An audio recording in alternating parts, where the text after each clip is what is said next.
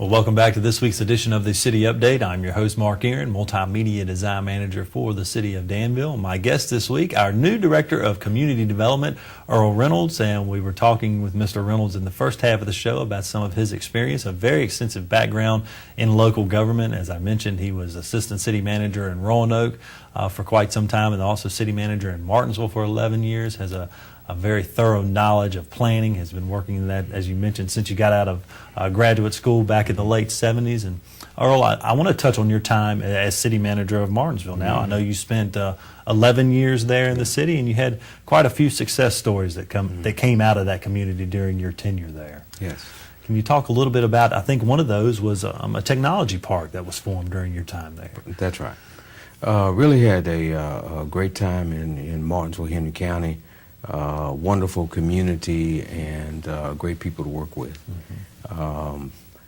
The city, interestingly enough, did not have within its boundaries a park or place where we could invite in new business and industry.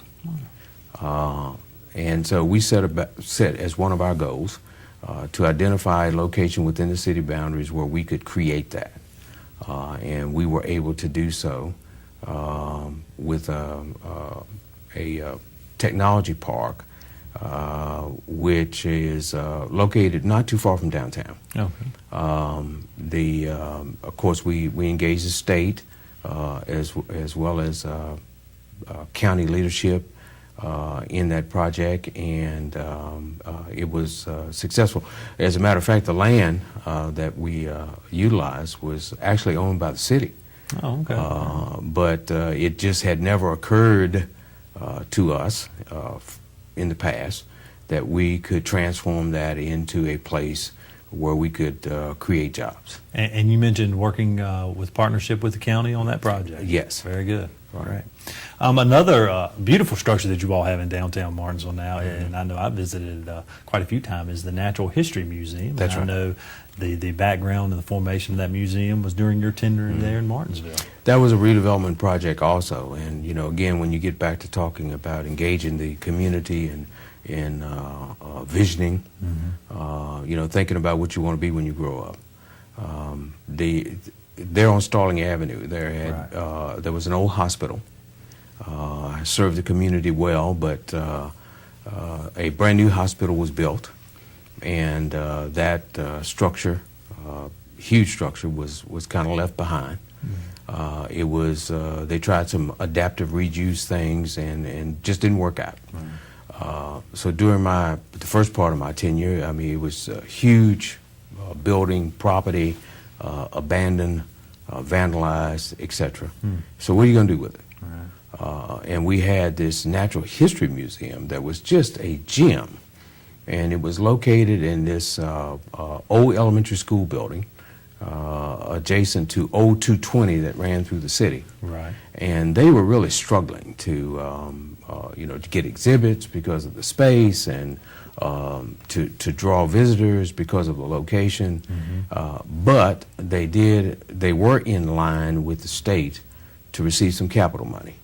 Right. And so we engaged folks in a visioning process, and we said, okay, if we can put that on this site, we'll have something that's very special and unique. And we were able to obtain the property, demolish the building, and work with the state. Our state legislators were very instrumental in that process. You know, again, with the county as a partner, and who supported the project. And what you have today is a museum facility and program that is equal to any that you will find anywhere. Right. It is a state-of-the-art facility, very nice, and in the heart of downtown Martinsville. Very nice facility, and like working closely with the state on that project. And I know that's something you've done in all your stops, is working closely with the state and securing funding for a lot of different projects, which we will hope help us here in the city of Danville as we move forward. Another success story there was an incubator that was created for small businesses in the community as they continue to grow, hopefully. Again, adaptive reuse.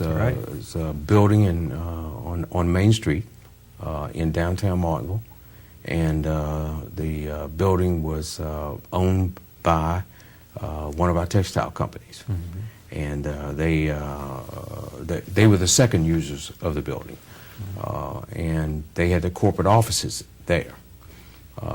Back when the first wave of that hit the textile industries, where they were downsizing, trying to survive. They moved out of that building into another location, and so what are you going to do with the building? We knew that growing new small businesses in the community was going to be critical to Martinsville's future. And so we formed a team of people and started looking at this whole concept of incubators. We got the Economic Development Authority involved for not just for the planning process, but also for financing. The corporate entity, gave us a really good deal on the building, and we also got some Tobacco Commission money. That helped to seal the deal, and we were able to go in and renovate the facility and start a full-fledged incubator program. Had a director of the program who initially was a city employee, and the occupancy rate there, the last I checked, is still around 92, 93%. I was going to mention, still a very bright star for downtown Martinsville at this point. And you talked; those are 2 or 3 great examples of downtown renewal. And I know we're looking towards some of the same things here in the city of Danville. And actually, before you started here in the city, you were actually went with us to Greenville, South Carolina, on that trip. That's right. And learned a lot about downtown revitalization. Your takeaways from the Greenville trip? Well, I think a lot of projects have been done that make the Greenville downtown a fun and viable place, people-oriented place. And I use all these descriptive adjectives because that's what it has to be. It has to be viable. In other words, you have to have business. You got to have destinations for people to come to. It has to be fun. And it has to be people-oriented, and that's kind of how you arrange the furniture in the room, which is the capital improvements part, the lights, the streetscape, and that kind of thing. But if you go all the way back to the very beginning, the thing that energized the whole process was that they had a plan. And it wasn't just a document that was stuck on a shelf someplace. It was like every day they opened that plan and they said, okay, what are we going to do today to make progress on this dream? And the entire community was engaged in that process of making it happen. And they all bought into that plan. Yes. And you see the fruits of their labor today after 30 years of working in that area. Absolutely. We're great to have you on board and your thoughts as we move forward with our downtown. And I know you were one of the staff members with our Economic Development Office as well that went down on that trip. So we really appreciate you coming in about a week early to take part in that trip. That was great to have your input. To do so. Great. Now, we've got about 3 or 4 minutes left on this week's show. We'll have to bring you back on pretty soon to share some more insight, because you've got a lot of great things we want to share with our viewers about your background, but also as we move forward here in the city of Danville. I know City Manager Joe King has tasked you with the issue of eliminating blight in our community, and that is a huge monster in our community that we have to deal with. But where do we start with blight here in the city of Danville? Well, I think, well, first of all, let me say to folks here in the community that there are some issues that need to be addressed. But if you're at 30,000 feet, there are a lot of great opportunities here in this community. And the folks of Danville, citizens of Danville, need to know that and embrace that, and not have any fear that it can't be done. It can be done. where we are today, because all of our communities, our neighborhoods, particularly the older neighborhoods, are mature.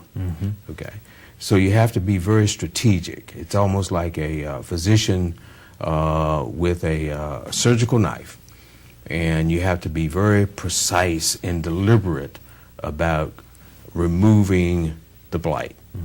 And if we can follow the medical metaphor, the cancer. Okay, right. You know, you can't just go in there and slice. You know, you have to be very, very precise and strategic about it, which gets us back to I don't want to apologize for it, because, you know, I just love the fact that my background is planning. Right.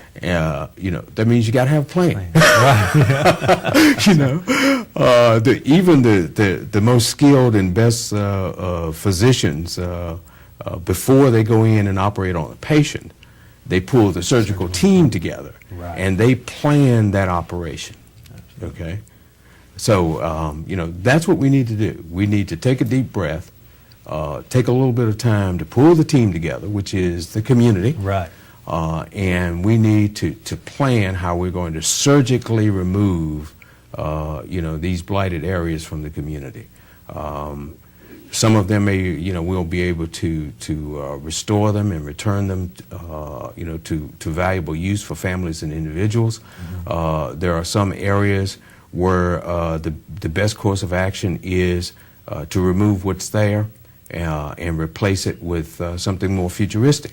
Right. But that's the conversation we need to have. Right. So we're in the process of developing that plan. Yes, sir. Sounds good. Well, Earl, we've run out of time on today's show. I really appreciate you taking the time out of your busy schedule to join us, and we look forward to having you on our show in the future to discuss some of these other projects that we will be taking on. And great to see, I know on your list was community involvement and participation, and I know you're going to be actively involved in a lot of these neighborhoods and neighborhood organizations and getting these individuals to the table so we can move Danville forward. I love your outlook on our community and the ways that we can grow, and all the thoughts and skill sets that you bring to the table that will help us in this venture. I really appreciate it, and we're glad to have you on board. Thank you. And thank you at home for watching. Until next week, have a great day.